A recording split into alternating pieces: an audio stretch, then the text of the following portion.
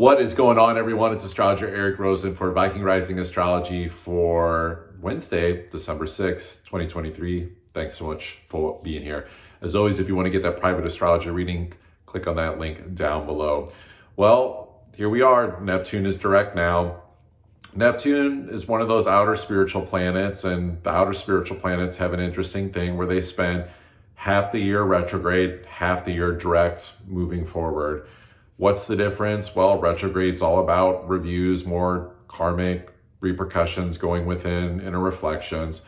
Direct, things are a little bit more outwardly. So when you have Neptune in its home sign of Pisces, as it has been since 2011, and we won't see it back here for another 165 years when it finally leaves here in 2024, and especially 2025, basically what we're doing is we're raising the frequency of our spiritual antenna. You know, this is a time to kind of go, okay, the God channel is opening back up once again. It's kind of like a seasonal thing a little bit. It's like, okay, the pool closes when it's not the summertime, you know, or the part of the spring and into the summer, you know, or a theater that has to close for renovations would be another good analogy, you know, so that it can upgrade and you can go in and have more of a better experience. You know, Neptune and Pisces rule media and things like movies, and so therefore the theater analogy. So, you know, the good news is that whatever it is that has been foggy, that we've been trying to understand subconsciously and connect to in a spiritual place, it can actually come through more fluid, in a more fluid state now, you know, and that we can actually, I think, especially utilizing the energies of the Sun and Mars and Sag, stay positive here with this. You know, that moon coming into Libra is definitely looking at how do we find the grimness of alignment and balance and harmony, and what's really in alignment in our lives and in relationships and things like that. And so here we are again. We still got about another year of this, of going through these, you know, monthly cycles of every time the moon comes into Libra and that South Node is there, can tend to bring up the darker shades of trying to find balance and harmony in a relationship. But it is one that forces us to look at these things, because the South Node is very karmic. It's a manifestation, expression in the physical reality and the density of things. And that's what can make it hard, is that it's the harder physical density of things. It can be more weighty. And, you know, Libra wants to feel light. It wants to be the scales. It wants things not too heavy one way or the other. You know, it's like a scale is always designed to only hold so much weight before it gives the air message, or before, you know, there's too much stress in the middle of the balance beams. And so this is where, you know, we have to, I think, lighten up and see that, you know, I think the Sag energy reminds us to give space. It can be giving space in conversation for understanding in our partnerships. It can be giving space of time and energy. It can be, you know, trusting with Neptune going direct, that hopefully our spiritual antenna can remind us, like, hey, like, you know, have faith. Use that Sag energy too to have faith. Use Mars, Sun to really identify and double down on the commitment to that faith, that things are working out, and to the story that's being shown, and to not especially get lost into like a lopsided, one-sided energy today of, you know, one side's winning and one side's losing, whether it's your own inner masculine, feminine energy, or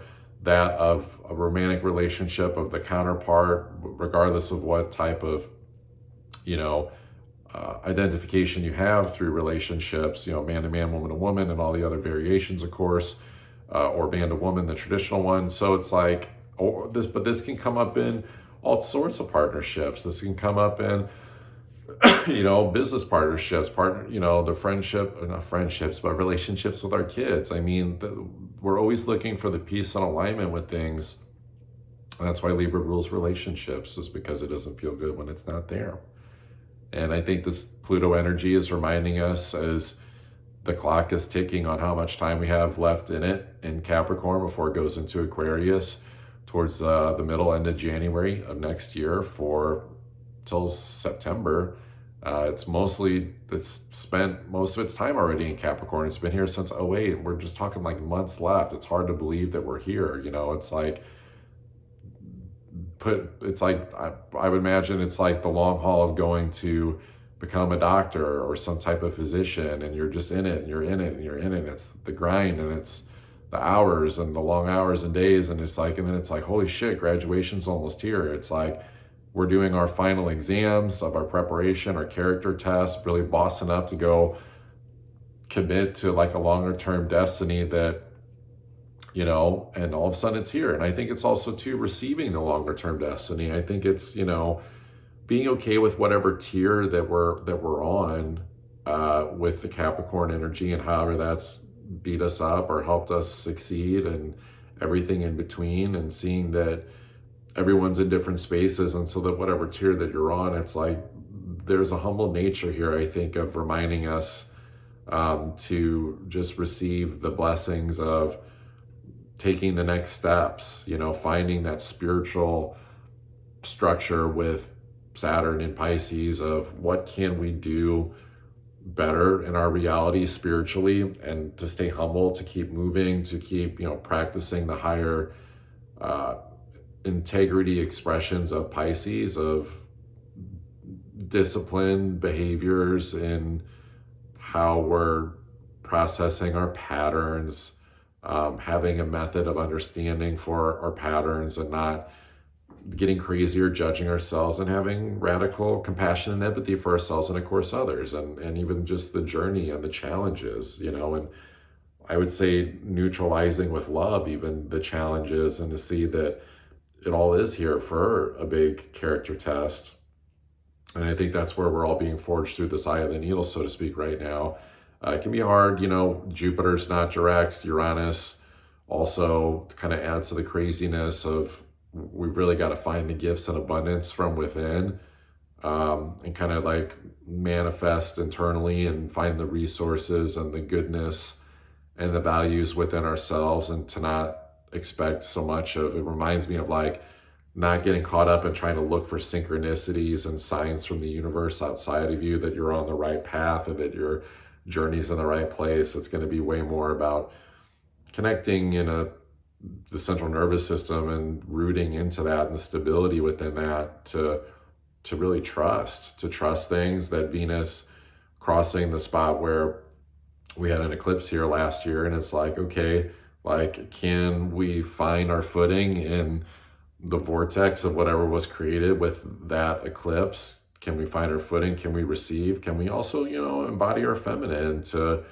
be okay with going into pleasure receiving cycles, and to see that even for all the energy to, yes, still have structure, take action, move the physical reality forward, that, we can't turn ourselves into an Uncle Scrooge energy and, just become crabby and furrow-browed with everything. And then that shows up in our vibration, in our relationships, and our projects. And then, then there's a frustration that it's not showing up. And I think that's the ultimate spiritual lesson. And I think that's a way to come into alignment today, is reminding ourselves that what we're actually balancing out is, you could say masculine, feminine, but I would say even more so, like, if you're feeling like something's off, something's uncalibrated, to look at more like what's the vibration that's connected to the outside trigger of what's coming up for you, and to just keep going and seeing how we can pivot that, how we can shift that, how we can align that better. And remembering too, to like not disregard, especially reoccurring thoughts, feelings that are coming up about certain situations. And that the best way actually through that is honestly to feel them fully, to feel them fully, to see, yeah, maybe there are sometimes places where we're, as humans, we're really good about saying what we want, but then sometimes getting in our own way and not to either taking the actions or making the adjustments to align and get what we want to receive. And so I think there's some grace and blessings, and even like feeling into those feelings, to not make them wrong, and then making a new choice. So what I want to clarify is like, don't, avoid or oppress or repress the emotions, the thoughts, the beliefs that are coming up, that can be our own saboteur, our own victim that I think this Neptune stop direct can remind us that look at those things too and give a warm, embrace and open up to receiving those things and don't resist them, because then they just persist. And then from that place where that emotional charge of negativity and resistance is neutralized, can we make a new informed choice? So it's actually embracing that and pay attention too, because believe it or not, our desires or unconscious desires can even be connected to our own subconscious patterns and even self-sabotage or even indulgences or escapism. And that there is a way to find more beautiful ways to express our desires. There is a way to alchemize them, a way to not try to make them go away or make them wrong, but more so to feel into those and connect with spirit, and maybe even, set the intention or ask the question, how can I make this a more beautiful expression of my desires, that it's committed to more of a long-term thing to bless my reality and those around me and make a positive impact to the world. That way, that can create a balance, because it's for us, it's for everyone. We're still wanting to put the long-term disciplined work forward of everything that we're building in our lives. And it's going into these next few decades, to be honest with you. And that is the balance of not using just escapism or using pleasure or vices or the things that we tend to do as humans, because we forget that we have a choice. We forget that we're magical sometimes. We forget that we can alchemize and actually feel good and have the blessings and the experience, even when fears do come up, or things do feel scary, or things do feel uncertain. And even when works, we still have to show up to it. It's like, find the spiritual experience even through the mundane physical reality, I think, is the name of the game. And so basically what I'm sharing here is just different ways to think about and approach that. So yeah, good luck with everyone today, finding that balance, that peace. And yeah, if you guys want to get astrology reading, of course, again, you can go into that link in that bio, private astrology reading, couples astrology reading. Also, if you have a business, you want to take a look at the health and trajectory of your business, or you want to plan a big event or something like that, hit me up. That link is in that bio. Look forward to connecting with you there.